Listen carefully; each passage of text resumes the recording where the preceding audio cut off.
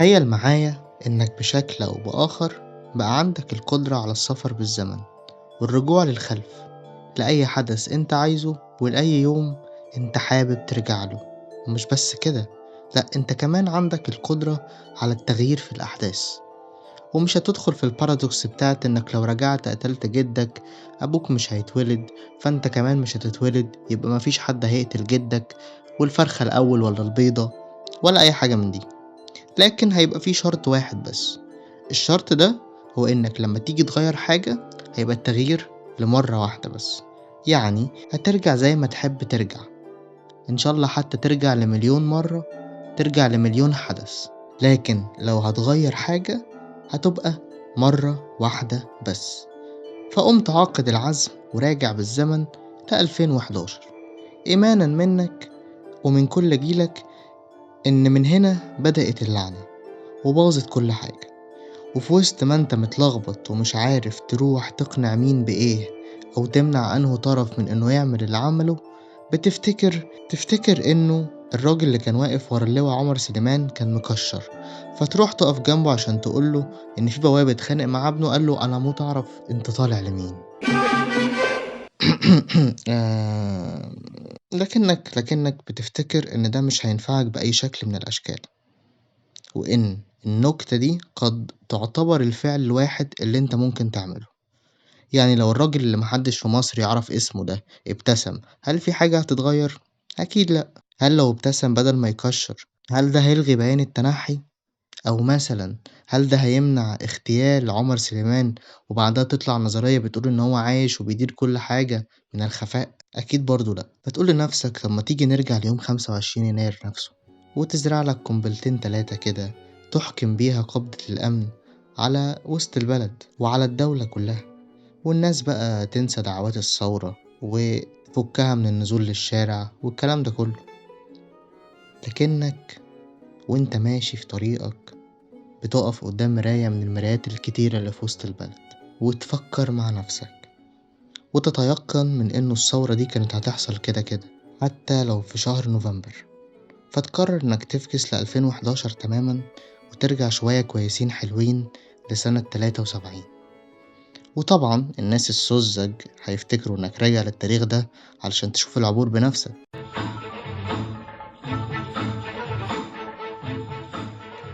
وهنا لا أقصد المنطقة. نكات خفيفة على القلب. إلا إنك عكس ما يظنه السذج والعوام من البشر راجع للتاريخ ده عشان تتأكد من نظرية الإخوة المحنكين على موقع إكس تويتر سابقا، النظرية اللي بتقول وإن مصر كانت على وشك الهزيمة لولا قرار الأمم المتحدة بوقف الحرب. لكنك بتدرك إدراك تام إن شلة العيال دي مش لابسة كلوتات وعندهم تسلخات ومفيش مرهم، فبيعملوا إن هما ينزلوا تويتة ويثيروا الجدل ويحطوا الموبايل في الأماكن الملتهبة كي تداعبهم وتطيب جروحهم. يا بسلة وجزرك اصفر يا بسلة يا بسلة يا بسلة وجزرك اصفر يا بسلة يا بسلة.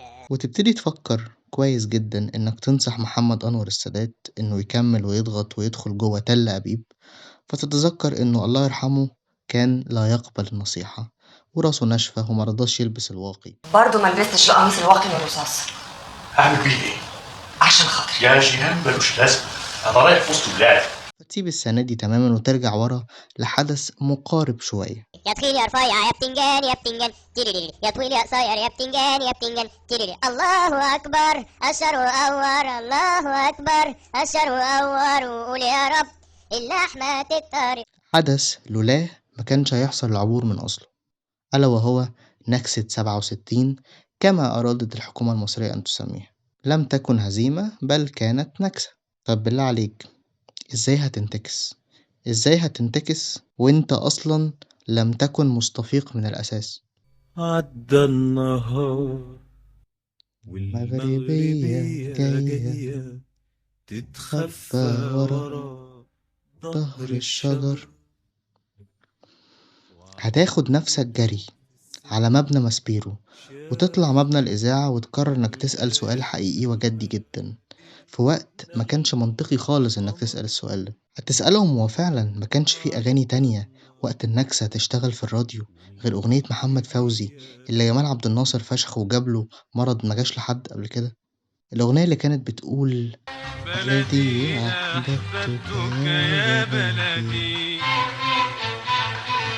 حبا في الله وللأبد.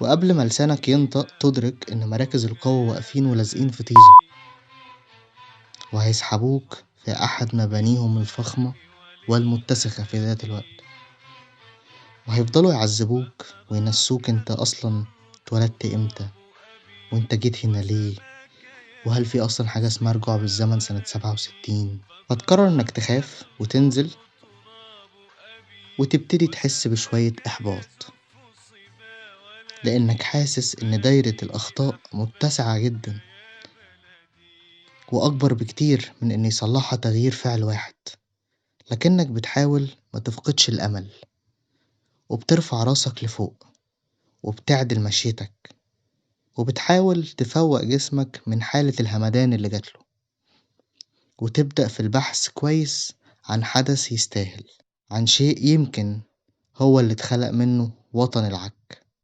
وتنور في دماغك لمبة فكرة رائعة تقلبها في راسك يمين وشمال وتقول لنفسك طب والله مش بطالة، مش يمكن تظبط، شكلها كده هتظبط. انت محتاج ترجع لسنة 52 وبالتحديد في شهر يوليو.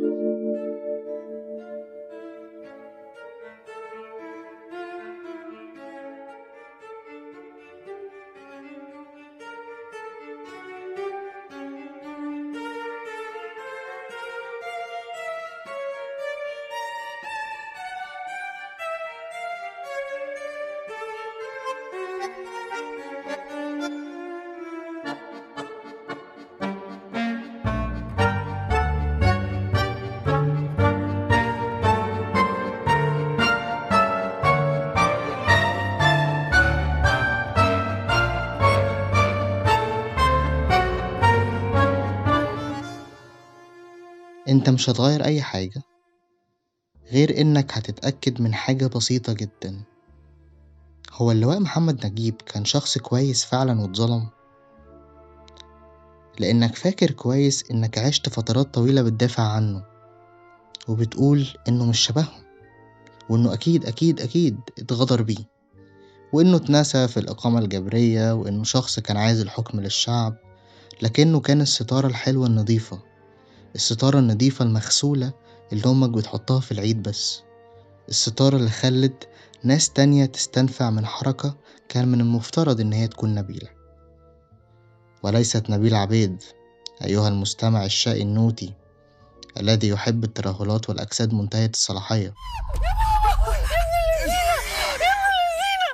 لكنك في غفلة من رجال الأمن بترجع لرشدك وتتعظ من الشيطان الرجيم وتقول إن دي مش أفكارك وإنك مع الثورة بكل تأكيد، لكنك بس كمواطن مصري حر أرادت له الثورة أن يكون وطنه ديمقراطيا يسمح له فيه بأن يقول والعياذ بالله رأيه، بإنك مش متفق قوي مع سياسات الثورة في ملف الزراعة بالأخص، لأنه بدأ سلسلة من الإخفاقات اللي أدت بينا إلى ما نحن عليه اليوم.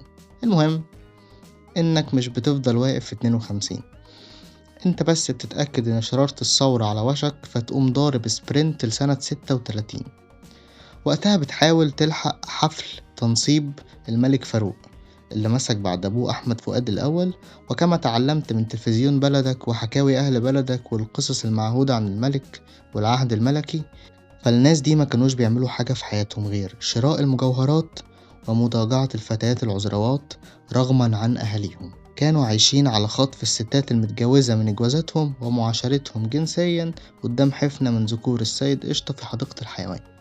فبالطبع كما عاهدت في رحلتك الطويلة من الرجوع بالزمن إنك بتتأكد من تلك الادعاءات ثم بتكمل رحلتك عادي وتشوف بقى هتعمل ايه.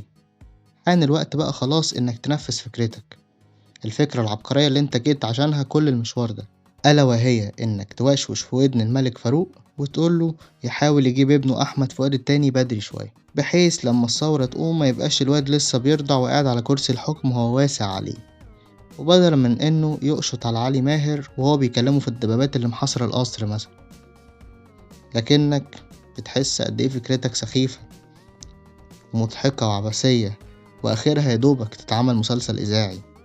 فبتطلع برا القصر، تقعد على الرصيف وتنام شوية، لأنك بقالك كتير عمال تنط من سنة لسنة لحد ما ظهرك اتقطم، ولما تصحى يبقى يحلها ربنا.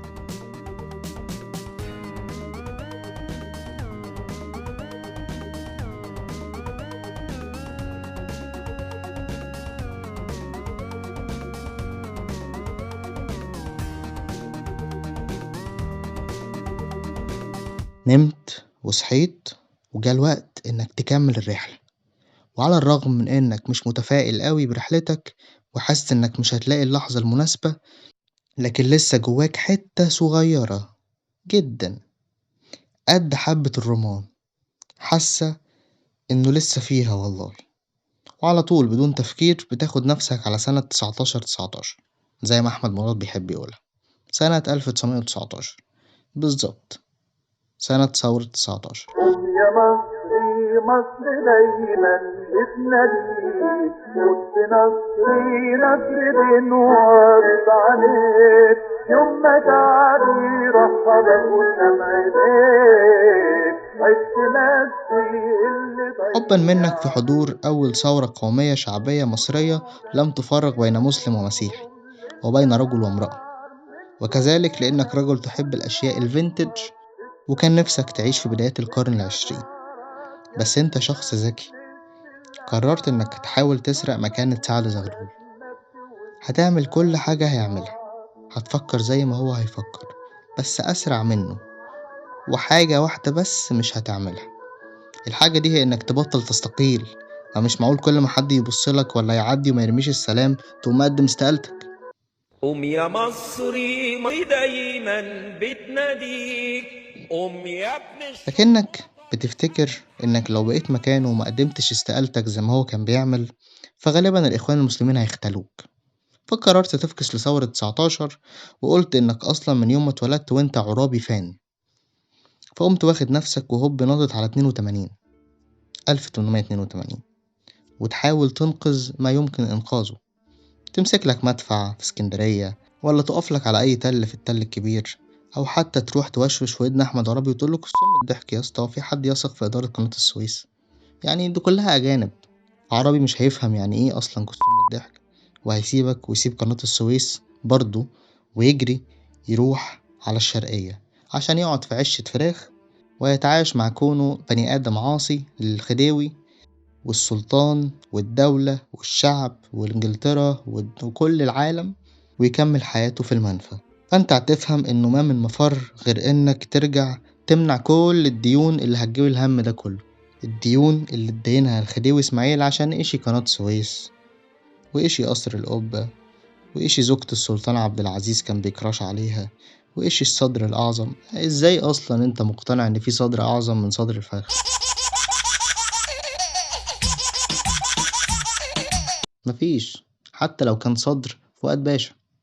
لكنك هتخاف من إسماعيل إنه ياخدك وتبقى من السبايا بتوعه ويحطك في الحرملك وينام معاك في ليلة خميس مرتديا الأحمر المزنهر، فجسمك بيقشعر من قسوة التخيل وبتجري ترجع بالزمن حوالي 55 سنة. شايف الراحة النفسية؟ شايف بلد القائد الواحد مسالمة وهادية وجميلة ازاي؟ طب شايف الناس بتحب الحاكم بتاعها ازاي؟ شايف ايه ده؟ ايه الدم ده؟ ده انت ظابطها، مش بس بالسنة، انت ظابطها باليوم. احمد ربنا انك مظبطتهاش بدري ساعتين ودخلت تاكل معاهم، كان زمانك قطعتين مش قطعة واحدة.